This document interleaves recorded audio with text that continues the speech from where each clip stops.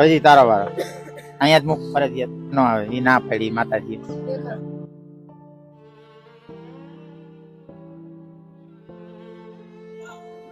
Chess એક એવી રમત છે કે કદાચ આપણે બંને આંખે દેખતા હોય ને તો આપણો મગજ એટલો સાથી હોય ને તો જ આપણે રમી શકીએ, અને જો આંખો જ ન હોય અને ચેસ રમવો હોય તો પાછો ગયો હજી ચકાવે. હાથી ગયો.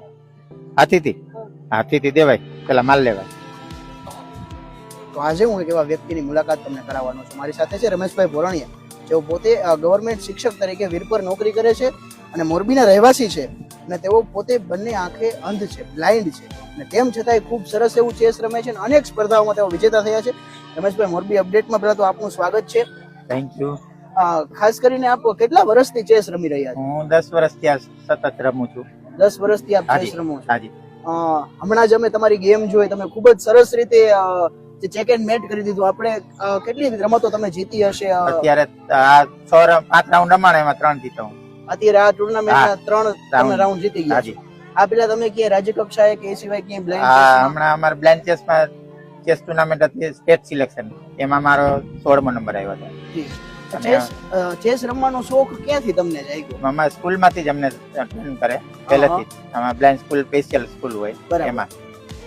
જી. અને આ ચેસ બ્લાઇન્ડ હોય તો ચેસ રમવા માટે તમને શું તકલીફો પડે? આમ તકલીફમાં બીજું કોઈ વસ્તુ નહીં. અમે આની ભાષા પણ બોલી શકીએ છીએ, અને બ્રેલ લિપિનું બોર્ડ જોઈએ અમારે ખાસ, અને રમકડા અલગ પ્રકારથી બનાવેલા હોય. જી, બરાબર. પાયાવાળા. હા જી, પાયાવાળા જે અંદર આવી જાય છે, બેસી જાય છે. બરાબર. ઘણા બધા લોકો છે જે દેખી શકતા હોય છતાંય ચેસ નથી રમી શકતા. હાજી. તો તમે આપ દેખ્યા વગર ચેસ રમો છો, એ બાબતે તમારું શું માનવું? એમાં એવું છે કે આ તો મગજની ગેમ છે.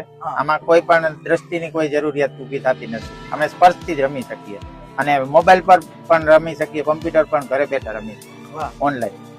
આપને ઘણા બધા લોકો જોઈ રહ્યા છે, તો એમને તમે શું કહેવા માંગો છો? આ ચેસ ગેમ એવી છે કે અત્યારે આપણું જે યુવાધન છે, બાળપણ છે, એ બધાને માટે મગજની કસરત માટે જરૂરી છે, અને હવે સમય એનો જ આવવાનો છે.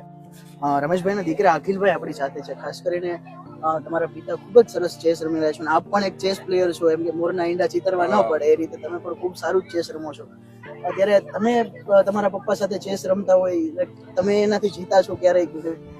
ના, એવું તો એકવાર બન્યું હતું. હું નાનો હતો ત્યારે, 6-7 વર્ષનો હતો. પેલા શીખડાવતા ત્યારે મને લઈ જતા, ત્યારે અમે બે સામા સામા આવ્યા હતા.